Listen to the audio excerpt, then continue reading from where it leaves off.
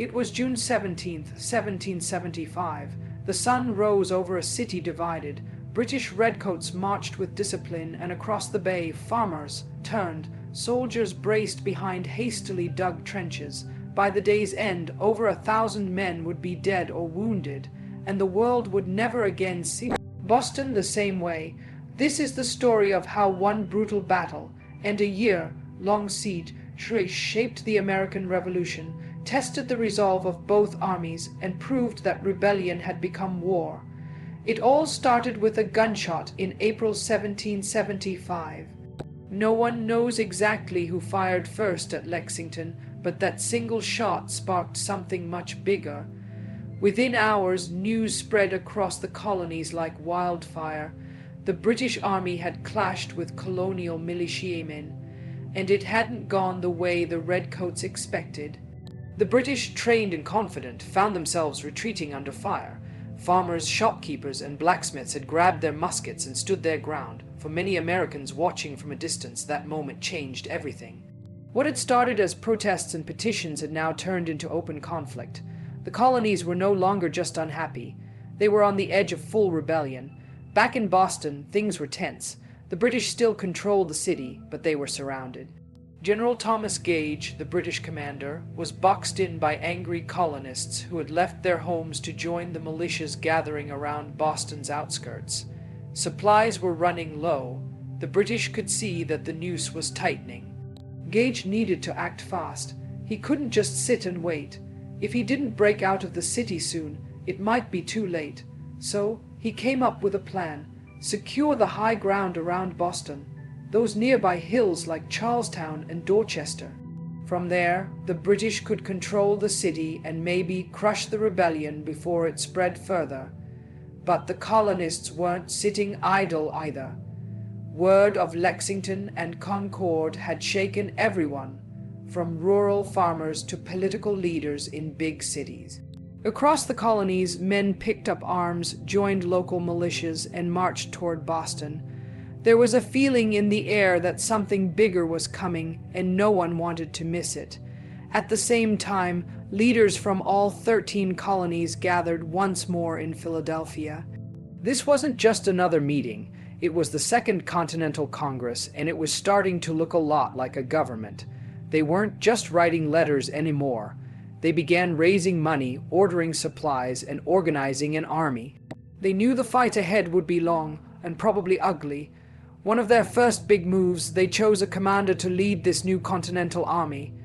His name was George Washington, a tall, quiet Virginian with military experience from the French and Indian War. He didn't say much, but when he did, people listened.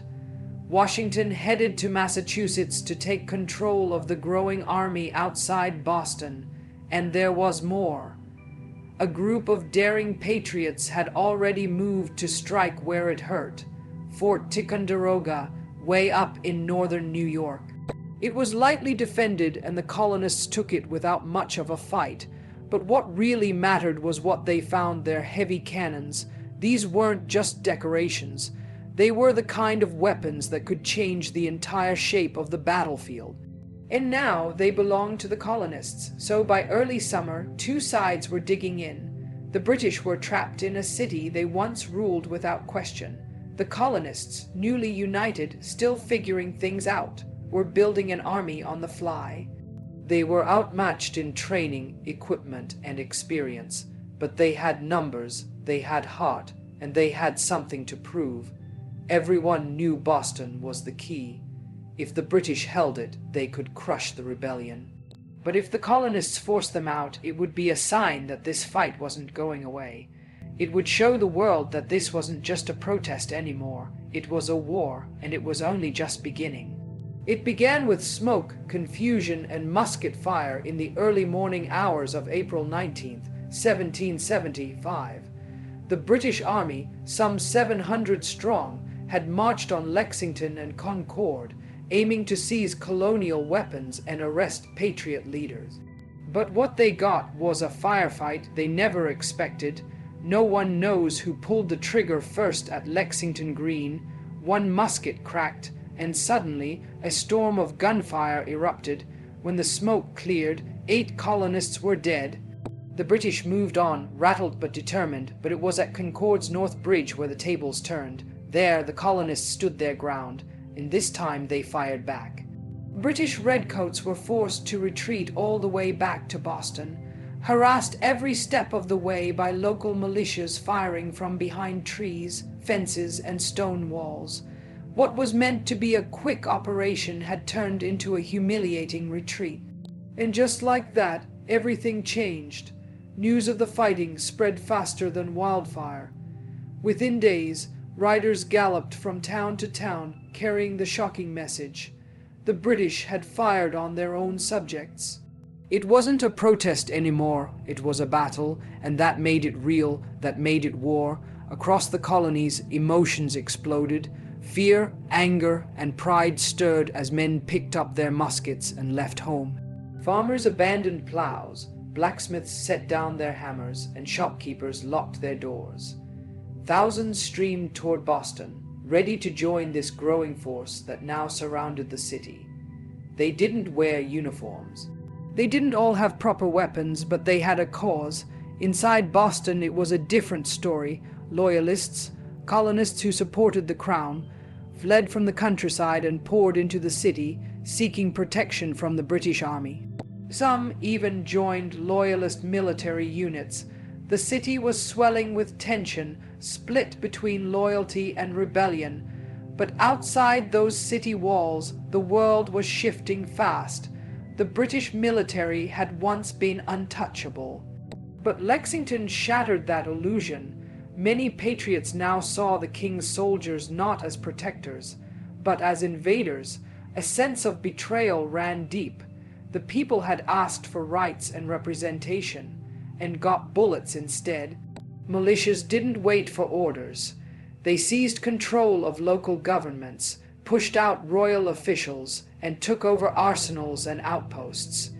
In New York, the lightly guarded Fort Ticonderoga was captured on May 10th, barely 3 weeks after Lexington. The Patriots didn't just take a fort. They took its treasure, dozens of heavy cannons, mortars, and howitzers, tools of war, tools that would soon tip the balance, and that very same day, far to the south in Philadelphia, something else was happening. Something that would quietly change everything. The Second Continental Congress was meeting once more. They had gathered before to try and reason with the crown, but this time was different. Now they were faced with war, and they were the only ones who could lead. The delegates were cautious, still hoping for reconciliation, but Lexington haunted them. They couldn't ignore the smoke rising from Boston or the thousands of armed men surrounding it. So, slowly and carefully, they began to act. They agreed to raise money, recruit troops, buy supplies like food, powder, and lead, and most importantly, they voted to create the Continental Army. For the first time, the colonies were united under one banner of resistance. Leading this new army would be George Washington, a tall, quiet Virginian known more for his reputation than his words. He had fought in the French and Indian War and knew the hardships of command. He wore his uniform to Congress each day, not by accident, but as a statement. When the vote came, it was unanimous. Washington would lead the colonies in what was fast becoming a revolution. So now, with British troops cornered in Boston and militias swelling into an army, the American colonies stood at a crossroads. The line had been crossed at Lexington, and no one, not the Patriots, not the Loyalists, and not even the King could pretend otherwise. By the time the smoke cleared after Lexington and Concord, Boston was no longer just a city. It had become a trap. The British Army, once the masters of Massachusetts, now found themselves penned in by their own subjects. General Thomas Gage, the commander of British forces in North America, looked out from the high windows of his headquarters and saw a city surrounded. More than 6,000 British troops were bottled up inside Boston, their red coats a sharp contrast to the uncertain streets they patrolled. From the harbor, the Royal Navy kept a wary watch, but on land, every road, every path leading out, was under the eye of the growing colonial militias. It wasn't a formal siege yet, but it might as well have been. Patriot forces, now numbering close to 15,000 men, had surrounded the city in a ragged ring of resolve. They had no central command, no proper uniforms, and barely enough supplies. But they had the numbers, the determination, and the high ground. From the hills around Boston, the colonists watched every British move. They had spies in the city, too, friends, family members, and sympathizers who passed messages in secret, warning of troop movements, supply shortages, and planned assaults. It was an intelligence network built not by generals, but by ordinary people who believed in the cause. Inside the city, the situation was getting worse by the day. Food was scarce, supplies were dwindling, every wagon that tried to enter from the countryside was turned away, or seized by Patriot forces. Even loyalists who had taken refuge in the city began to whisper their doubts. Boston was slowly choking. Then General Gage made a surprising move, one that would shape everything to come. He abandoned Charlestown. Charlestown wasn't just a neighborhood. It sat on a peninsula just north of Boston, and from its heights you could see the entire city. Whoever controlled those hills could dominate the harbor, the streets, and the supply routes.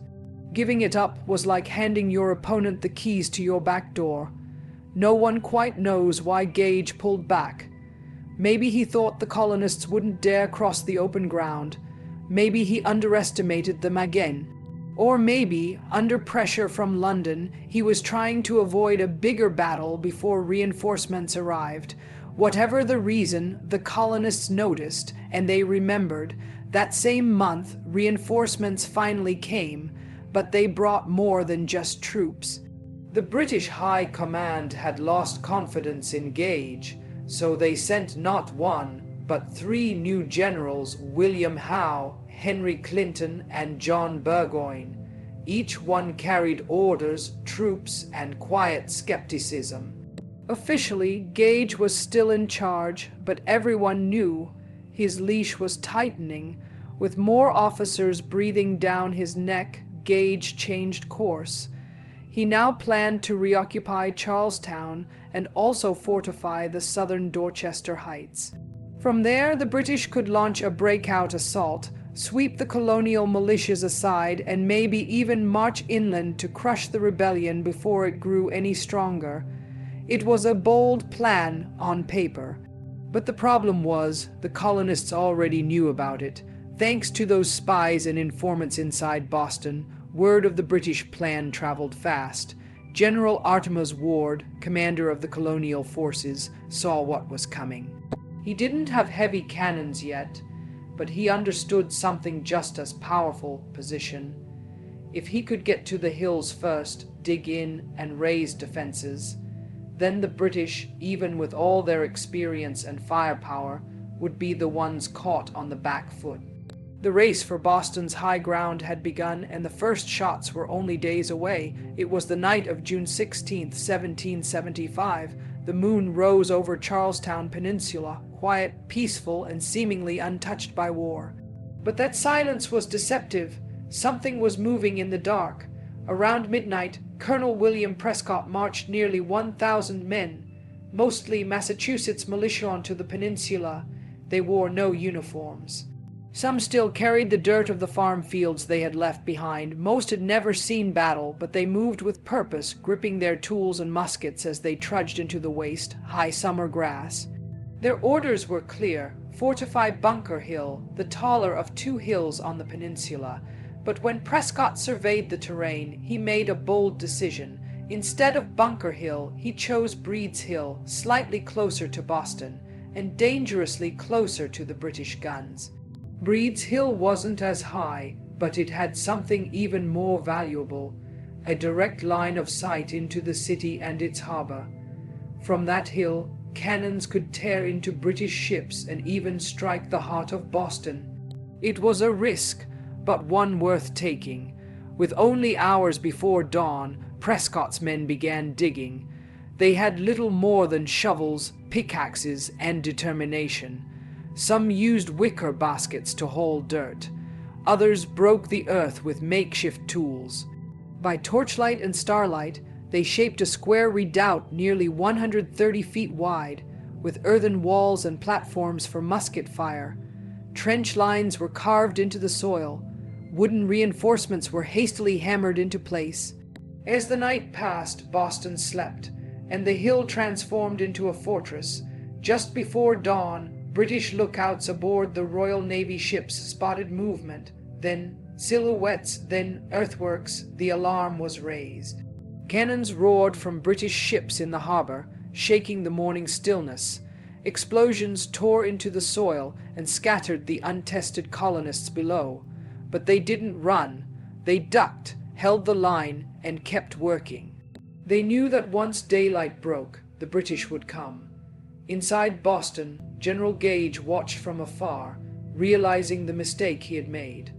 The colonists had stolen the initiative. The high ground was now bristling with muskets and trench lines. By choosing Breed's Hill, Prescott had rewritten the map of the battle before it even began, and by the end of that day the green grass of the hill would run red. June 17th, 1775, early afternoon. Across the blue waters of Boston Harbor, the British Army made its move. Longboats glided toward the Charlestown Peninsula, each one packed with redcoats, musket barrels gleaming, bayonets fixed. The air was thick with heat and smoke from earlier cannon fire. On board, sweat rolled down faces, uniforms clung to bodies, and nerves buzzed beneath polished discipline. Leading the assault was General William Howe, chosen by General Gage to crush the rebel position before it could grow stronger. The plan was relatively simple, at least on paper. Howe would land on the eastern shoreline and push inland, sweeping around the Patriot lines and hitting them from the flank. Meanwhile, a feint would pressure the front of the redoubt, keeping the defenders pinned and distracted. Howe had 2,000 British regulars at his command. Among them were light infantry, grenadiers, Royal Marines, and one of the Army's most storied units, the Royal Welch Fusiliers. These weren't raw recruits. These were seasoned, trained professionals, the pride of the Empire. But as they landed and began organizing on the open fields, something was off. The terrain was treacherous. Fences, clay pits, high grass, and swamps slowed their advance. The summer sun bore down, and their wool uniforms offered no relief. Even worse, many were still carrying full field packs, an added weight that would slow them further in the uphill charge. Meanwhile, the Colonial defenders, led by Colonel Prescott, were watching from their trenches. By now, reinforcements from Connecticut had arrived to strengthen the Patriot lines. Hastily built breastworks and fletches were thrown up along the left flank. Though lacking in formal military structure, more than 3,000 militiamen were now scattered across the hilltops, nearly 2,000 concentrated around Breed's Hill alone. The colonists waited in silence. They knew their guns had limited range. Every bullet would count. Prescott gave strict orders. Don't fire until you see the whites of their eyes. It wasn't just strategy, it was survival. Then at 3:00 p.m., the British advance began. Line after line of red uniforms moved slowly up the hill in tight formation. Artillery pounded the redoubt from afar, but did little to break its walls. Still, Howe pressed on. The soldiers trudged forward through heat and fire, believing the rebels would break at the first sight of steel. They didn't. When the British came within 100 feet, the hill erupted in gunfire. Colonial volleys tore through the red lines like lightning. Entire rows fell. The Royal Welch Fusiliers, leading the charge, were decimated, 100 men dead in moments. The British line wavered, then broke. Soldiers turned and fell back in chaos. The first assault on Breed's Hill had ended, not in victory, but in blood and confusion. The British had been thrown back, but the battle wasn't over. On the blood-soaked slopes of Breed's Hill, General William Howe regrouped his men. His face, usually calm, was now pale and stern. The cost of the first assault had been staggering. Rows of soldiers lay motionless on the grass behind him, their red coats stained darker than ever before. But there was no time to mourn. Howe ordered a second assault. This time there would be no elaborate flanking maneuvers. No feints. The plan was brutally simple. A direct, concentrated attack on the redoubt itself. The British would throw their full weight against the center of the Continental defenses, storm the earthworks, bayonets ready, and finally take the hill. It was the kind of tactic born more from frustration than strategy. Howe underestimated the Colonials again. He believed that a second show of British steel would break their fragile resolve, that their militia discipline would crumble when faced with professional might. But the Continental forces, though ragtag and inexperienced, had something Howe's men didn't. They had seen their enemy bleed, and they weren't ready to give up the high ground. As the British forces prepared for the second charge, the Colonials braced themselves once more. Inside the redoubt, Colonel William Prescott stood tall, saber in hand. His men were exhausted, drenched in sweat, many blackened by smoke, but they still had their rifles, and the memory of what they had just done. They'd repelled the most powerful army in the world. They could do it again, or so they hoped, but not everything was going their way. On Bunker Hill, just behind Breed's Hill, fresh Continental reinforcements had begun to arrive. These were militia from New Hampshire, Rhode Island, and additional units from Massachusetts. But instead of rushing to the front to reinforce the line, they hesitated. Some stood idle, unsure of who was in command. Others refused orders entirely, disorganized and disoriented. Even worse, many others, seeing the carnage from the first assault, turned around and left the battlefield altogether. Desertion wasn't uncommon. These men weren't professional soldiers. They were fathers, farmers, and tradesmen, and now they were staring at the very real possibility of death. For some, the courage that had carried them up the hill now failed them. Prescott could only watch as his already thin lines remained unsupported. Meanwhile, inside the redoubt, ammunition was running low.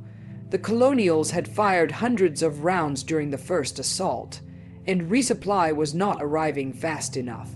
Now, with less than 1,000 men holding the hill and powder running out, they faced a second wave from the most disciplined army on earth, and then the British advanced again. Marching past the bodies of fallen comrades, the Redcoats once again climbed the hill. This time their lines were tighter, their pace steadier, but once again they were met with thunder. Prescott's men opened fire at point blank range, resting their rifles on the wooden barricades. Another devastating volley ripped into the British ranks. The Redcoats staggered, fired wildly in return, and then began to fall back. Again, but inside the redoubt the truth was becoming clear. Ammunition was nearly gone. Many soldiers now carried empty muskets. Others were down to a handful of shots, and reinforcements were still stalled behind the hill. The second British assault had failed, but so had the Colonial defense in another way. Their line had held, but only just. And one more charge might be the one that finally broke it. End of Part 1, the redoubt still stood. But for how long? The British were coming again, and this time, they weren't planning to stop. Thanks for watching. If you found this story of rebellion, resilience, and revolution inspiring, don't forget to like, comment, and subscribe. And stay tuned, because the road to American independence is just beginning.